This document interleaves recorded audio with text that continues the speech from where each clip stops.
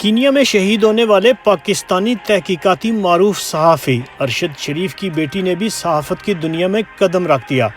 ارشد شریف کی اس بہادر بیٹی کا نام علیزہ ارشد ہے۔ علیزہ ارشد نے اسی چینل سے اپنے صحافتی کیریئر کا آغاز کیا ہے، جہاں سے شہید ارشد شریف نے صحافتی دنیا میں قدم رکھا تھا۔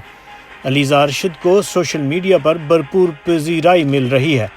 امید کی جا رہی ہے کہ علیزہ ارشد بھی اپنے والد کی طرح صحافت میں ایک نئے دور کی بنیاد رکھیں گی۔